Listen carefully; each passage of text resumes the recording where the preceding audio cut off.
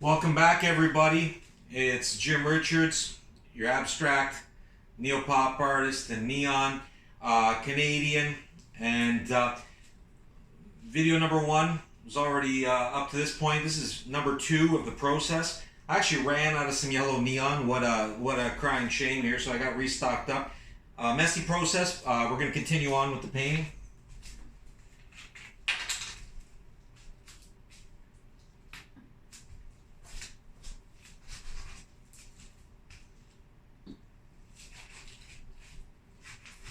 I really like this neon. This is a really vibrant neon. I really like that.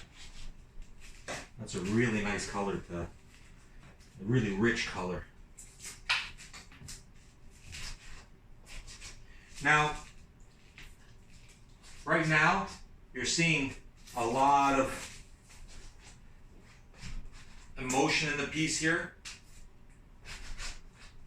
We're really coming into the piece. It's really coming to its own right now. It's really saying what it's got to say, and I'm really liking what I'm seeing right now.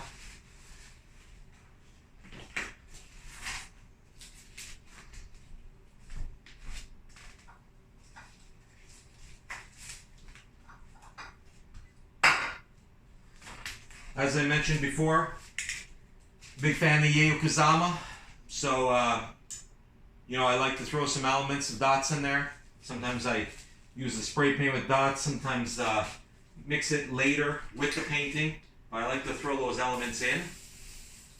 I really like that. Just you've got the beautiful abstract expressionist work here. You've got this right here, just going beautifully, You have basically, well, like I said, we've got some inner feeling going on right here. But I love the contrived dots on top because it's kind of, you've got the inner meaning of the piece and then you have the dots which are very, contrived on top of the piece. And it kind of just plays off each other, so I really like that. Because it kind of brings you more back into the work, right?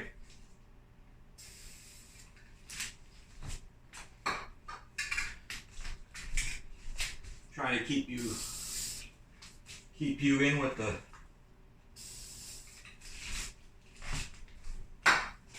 colors here.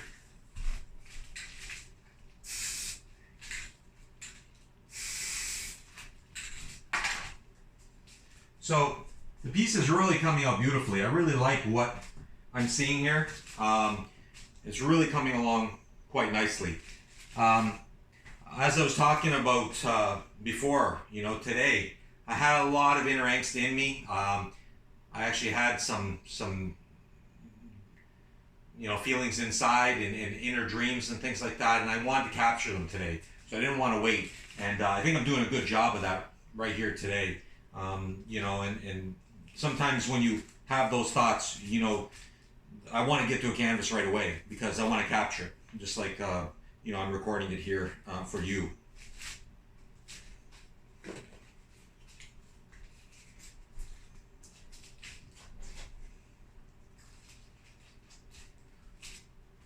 Like I mentioned before, I use the paint quite liberally, so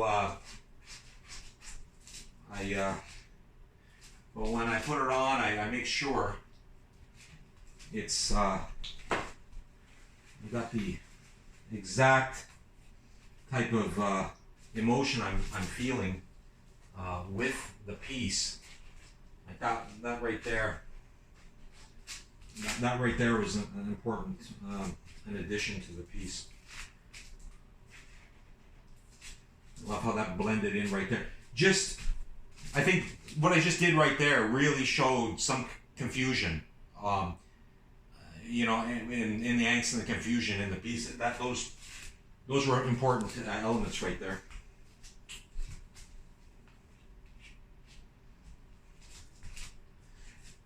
I think I mentioned before a lot of my influences: Jackson Pollock's, Peter Max. I love his colors. I love the abstract artist, Bourgeois, Canadian artist. Molinari, love his works.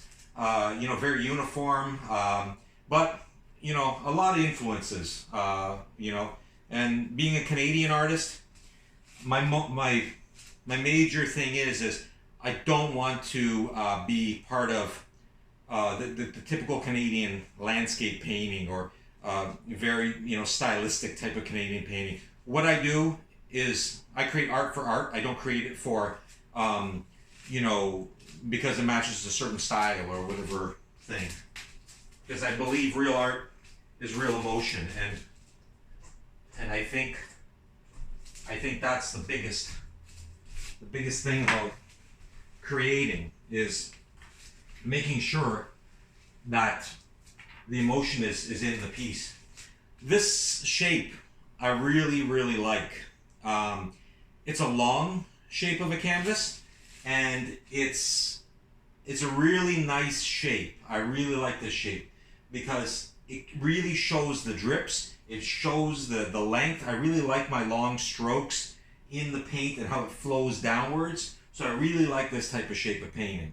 And you know, it's a shape I'm really fond of. So I hope you can get the colors coming out. I've got mess here everywhere in the studio. What's happening and the drips, and even as we're speaking right now, the piece is still alive. It's still living. It's dripping as we speak, so it's still creating. So I keep a very close eye on it because I don't want it to go past a certain point. You know, past the creation. So this is on canvas. This is acrylic with spray paint and with neon fluorescent acrylic colors on top.